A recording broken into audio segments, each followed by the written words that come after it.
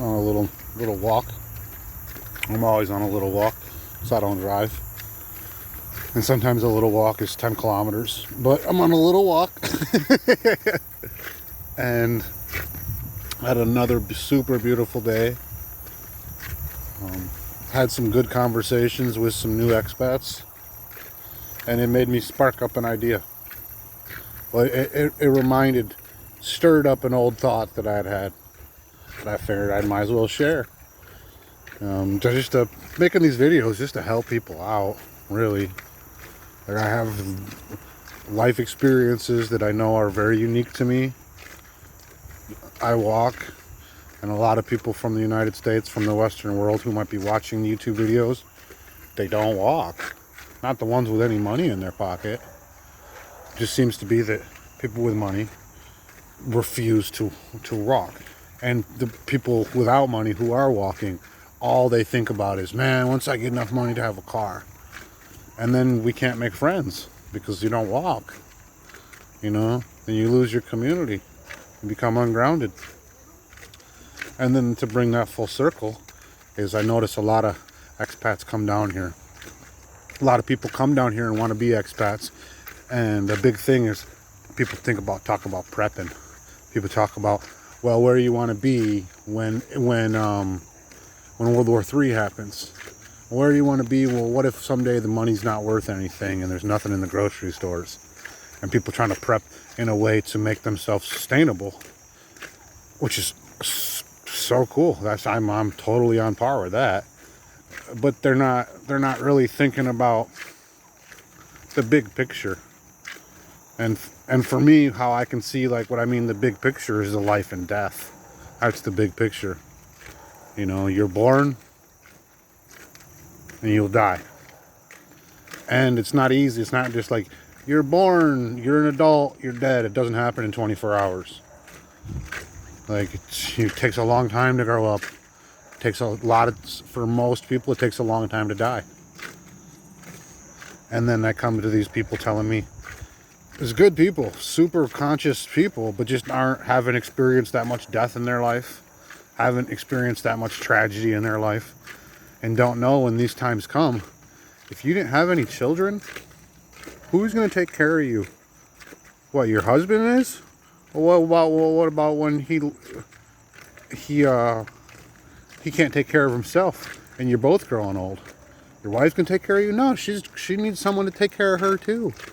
And then come back to what happens if your money's not any good. And then come back to the simple, humble people who walk in Costa Rica and in Latin America, and 85% of the population of the planet Earth, they have children. And an expat woman tells me today, well, that's because they wanted to have kids. And I was like, I don't really know anybody who has kids. There's such a slim minority of people who are like, yeah, let's have kids. And then they go make a baby.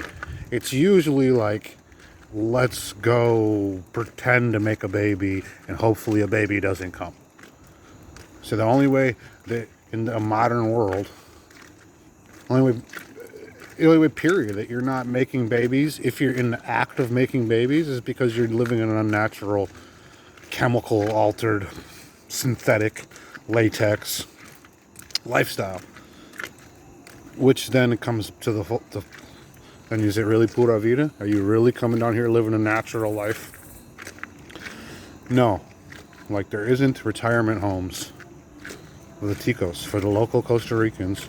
For pretty much 85% of the population of the planet Earth, there's not retirement homes. That's a Western invention. It's a World War II invention. So that people didn't have to take care to divide the family.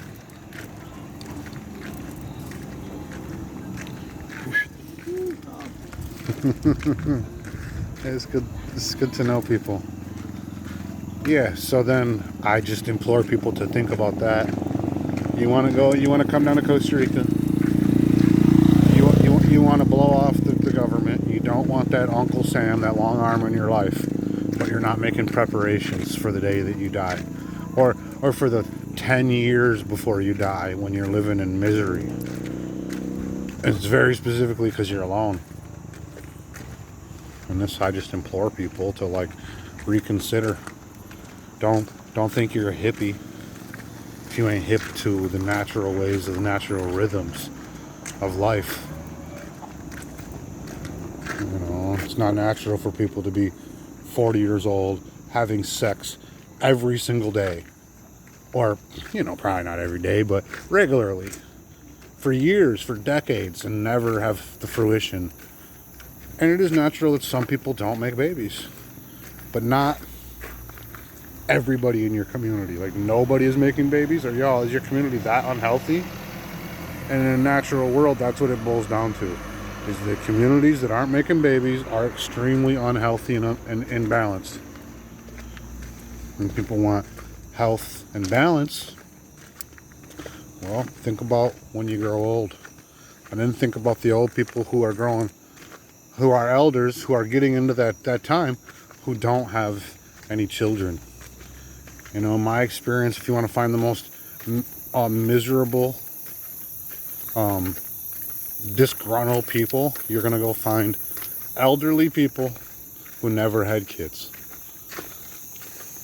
And then specifically, come to a place where they don't have retirement homes. They don't got Medicaid and Medicare. You don't have any kids, and you isolated yourself as rural as possible, which is what the average gringo expat does.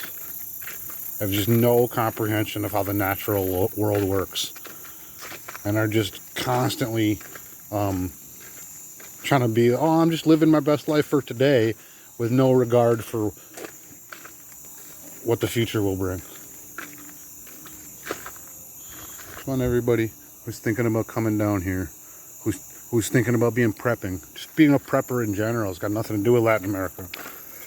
How are you a prepper if you're not preparing for old age? Yeah, sure, prepare, grab a couple cases of water and some cans of beans, and you know, yeah, that'll get you for a couple weeks. What about those life skills? What about passing skills on to your children? What about being an overseer, which is what a parent, be a manager of people? What about the importance of that? What about the importance of, okay, you got your woman or you got your man and you're going to come live rurally. And what about getting sick of each other? Don't you honor and respect your own partner to know that you're boring as hell and you're not entertaining? And then that's is why some people say don't bring your spouse to Costa Rica. And it's specifically so good to know to be making buddies everywhere. Everybody's just glad to have you in the community if you're a good person, and they wish you go away if you're not. You know, super good vibes. Super good vibes. Making friends everywhere, and it's the good vibes that I just don't get in the States, where people are like just humble, appreciate the little things in life. You know, it's a blessing and an honor to have the long road to get here. Yeah, I hope everybody maybe learned a little bit, or got some humor, or had some time for introspection, be introspective, and bid everybody a fond farewell and a great evening. Ciao.